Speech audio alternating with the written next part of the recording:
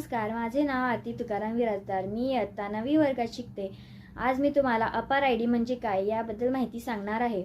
राष्ट्रीय शैक्षणिक धोरण 2020 न देशाच्या एकूणच शैक्षणिक प्रगतीत आमूलाग्र बदल करण्याचा प्रयत्न सुरू आहे.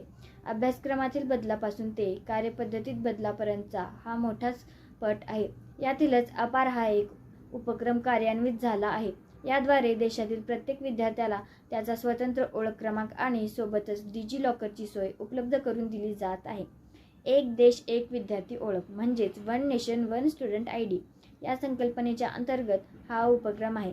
आता काही विद्यार्थ्यांना वाटत असेल अपार म्हणजे काय, तर अपार म्हणजे automated permanent academic account registry, याचेच लघुरूप म्हणजे अपार. अपार हा देशातील पूर्व प्राथमिक ते उच्च शिक्षण घेणाऱ्या प्रत्येक विद्यार्थ्याचा 12 अंकी कायमस्वरूपी ओळख क्रमांक आहे. Unified district and information system for education plus म्हणजेच UDIS पोर्टलमध्ये सध्या प्रत्येक विद्यार्थ्याची नोंदणी आहे. त्याचा वैयक्तिक शैक्षणिक क्रमांक PEN नोंदवलेला आहे. अपार आय डी या PENची जागा घेणार आहे.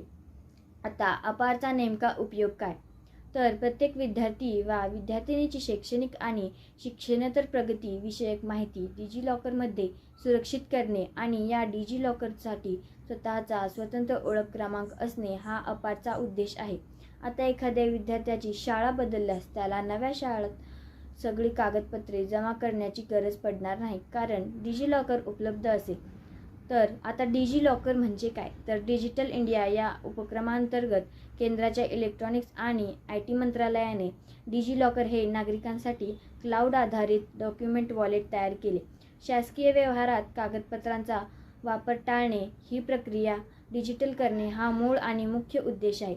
यात अधिकृत कागदपत्रे, प्रमाणपत्रे सुरक्षित ठेवली जातात. धन्यवाद.